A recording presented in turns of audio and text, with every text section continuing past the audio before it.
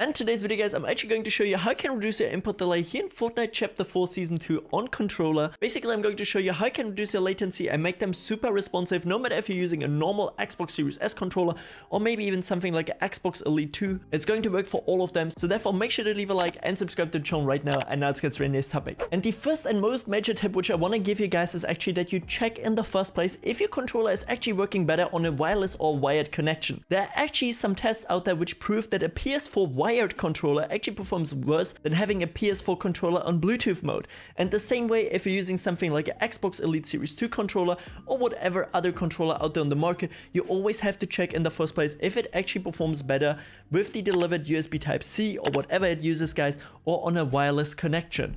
As of here right now, from the Xbox Elite Series 2 controller, guys, it actually works the best with USB Type-C directly into my PC. So therefore, also don't try to use it on something like USB 2.0, maybe 3.1, whatever you guys trying to use. Try to go as high as possible. So therefore, if your PC can provide USB Type-C, connect it with USB Type-C. If it can provide 3.1 as a maximum, try to go for it, guys. But definitely don't utilize USB 2.0. You can actually see right now on screen how much faster USB 3.0 or 3.1 actually is in comparison to 2.0. And that's gonna give you a huge difference in terms of latency. So therefore, check it always in the first place and then make sure to select the right connection type. So in this next step, guys, I'm actually going to show you how we can overclock our controller with a tool which is going to be called HEDUSBF. And you can get it here directly from my website, guys. This is exactly how it's going to look like. And this is then how the tool is going to work. I'm going to show you now how I overclock my Xbox Series Elite 2 controller to actually get less input delay in any games I want to play. By the way, this is only a one-time thing. You don't have to do it every single time when you start your PC.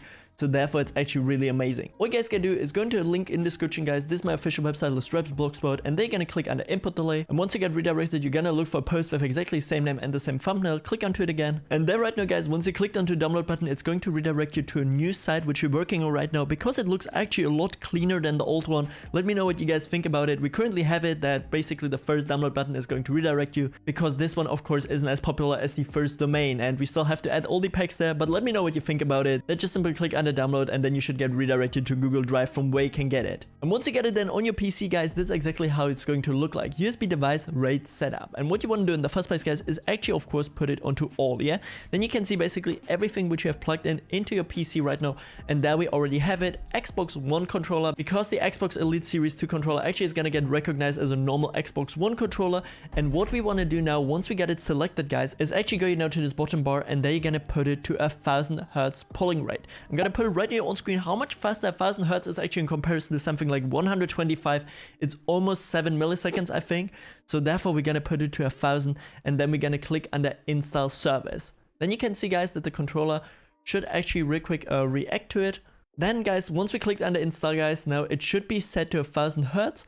Then we're gonna click under restart real quick, guys, and then you should see that the controller should restart here for a second. The small light should actually indicate it, and now we already successfully set it to 1000 Hertz. We're gonna unplug it real quick.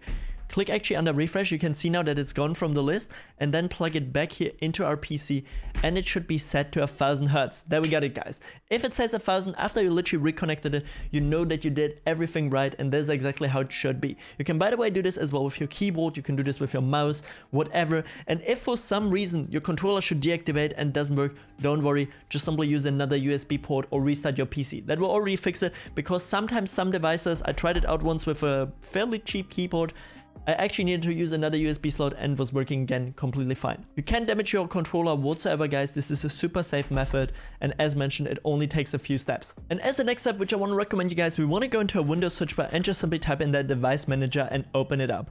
Once we're in here now, we can see that we have basically everything which is somehow running on our PC and has an actual controller. And what we want to do is actually scroll down a little bit until we can find our Xbox controller. There we have no Xbox peripherals for you if you're using maybe like a SCUF Infinity or a PS5 controller whatsoever. It should be called a little bit different. It really comes down to every single company because they have different drivers, so therefore it gets detected differently on your PC. But for me right now, for the Xbox Elite Series 2, it says Xbox peripherals Xbox One controller. We want to actually double click onto it, guys, and go over to power management. And what you want to make sure is uncheck both of these here. Allow the computer to turn this device off to save power. fully unchecked, guys, and also allow this device to wake up the computer. Click under OK, guys, and this is basically gonna make sure that you have no power saving modes activated on your controller, reducing actually the input delay to the bare minimum. Once we're done with that, we're gonna close it, and we're already done with this step as well. And as additional tip, guys, once we actually go into our controller options here in Fortnite directly, you can see that my edit hold time is on 0.100 seconds. Don't put it on anything else, because other than that, it's gonna give you additional latency, which you of course don't want. And the same as well with your slide hold time. You're gonna put this as well to the lowest one possible. And then as an additional extra, if you actually utilize Builder Pro, you can use build immediately. I have it here right now on, and it already says when switching to a different build piece using Builder Pro, it will try to build immediately for you. So therefore you have no additional input delay, which is super important. And as well, if you're not using anything besides like an AMD graphics card, guys, actually on Nvidia and Intel integrated graphics, guys, the performance mode will provide you with the least amount of input delay. As you can see right now for my RTX 3070 Ti PC, I use it right now here, and I literally have no additional in-game delay. Then for the rest of my settings, also feel free to copy them one by one here, guys. Everything on the lowest, basically just your 3D resolution on 100,